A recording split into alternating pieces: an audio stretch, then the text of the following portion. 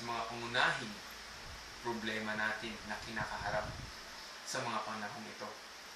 Dahil po sa mga panahon ito, dapat tayong maging mapanuri sa lahat ng mga bagay na nakapalibot sa atin. Lalo na yung mga bagay na pinabayaran natin. Una sa lahat, kuryente. Bakit po kuryente? Dahil po ang kuryente ay ang source natin sa paghahanap buhay.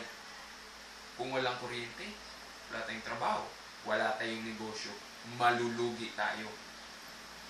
Dapat nating suriin ang nakapaloob sa bill natin. Dapat rin tayong maging responsableng mamamayan. At yun po ang aking mga reaction. Maraming salamat. Magandang hapon po. Ako po si Ranel Cliarena at ilalahad ko po ang aking salubin ukol sa problema natin sa ating pamahalaan.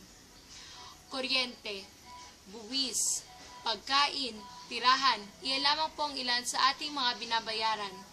Kuryente po ang pangunahin sa ating binabayaran sa panahong ito. Subalit, ang kinainis ko lamang po sa ating gobyerno, kung sila po ay makapaningil, sila ay nagmamadali. Kailangan bayaran na ito ura-urada. Subalit, panay naman ang brownout. Ano na lamang ang ikakasaya nating mga mamamayan?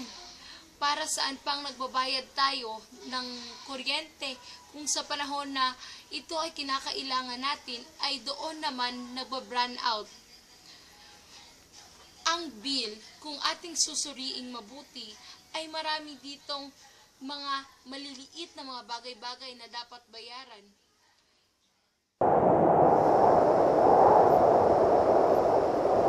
Sana po ay ginagamit nila sa gusto ang ating pondo.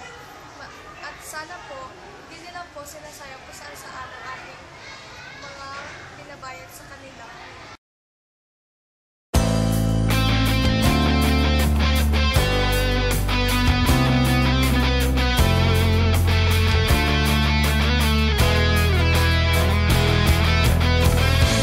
Now that I lost everything to you, you're saying one star something new, and it's breaking my heart. You're leaving.